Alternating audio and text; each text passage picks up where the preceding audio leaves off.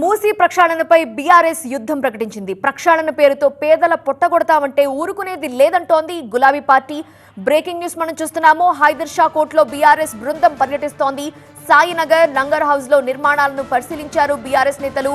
మూసీ బాధితులను మాజీ మంత్రి హరీష్ రావు పరామర్శిస్తున్నారు. బాధితుల పక్షాన పోరాడతామని తెలిపారు. మూసీ ప్రక్షాళన పేరుతో పేదల ఇళ్లు కూల్చొద్దు అంటున్నారు హరీష్ రావు. పేదలను రోడ్డున పడేయొద్దని చెప్తున్నారు.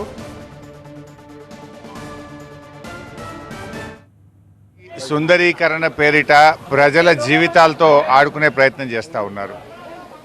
మీరు ఉన్న దాంట్లో చేయండి, కానీ ఇలా కొన్ని వేలాది మంది ప్రజల్ని నిరాశ్రయులు చేస్తూ రాత్రికి రాత్రే మీరు బుల్డోజర్లు తెచ్చి కూలగొట్టేటువంటి ప్రయత్నాన్ని మానుకోవాలని బీఆర్ఎస్ పార్టీ చెప్పదలుచుకుంది. వాళ్ళని ఒక ఆక్రమణదారులుగా, ఎంక్రోచర్స్గా ముద్ర వేస్తూ మీరు వాళ్ళ భవనాలకు నంబర్లు వేస్తూ ఉంటే నిద్రపోకుండా వాళ్ళంతా కూడా ఇలా చాలా ఆందోళనలో ఉన్నారు. అవి కొనుక్కున్న భూములు ప్రభుత్వమే రిజిస్ట్రేషన్ చేసింది, ప్రభుత్వమే మున్సిపాలిటీ అనుమతి ఇచ్చింది, ప్రభుత్వమే విద్యుత్ కనెక్షన్ ఇచ్చింది, ప్రభుత్వమే వాటర్ కనెక్షన్ ఇచ్చింది. వాళ్ళు ప్రతి సంవత్సరం ట్యాక్స్ కడతా ఉన్నారు. అటువంటి వాళ్ళను కూల్చేసేటువంటి కార్యక్రమం ఇలా ప్రభుత్వం మానుకోవాలన్నదే బీఆర్ఎస్ పార్టీ చెప్తా ఉంది.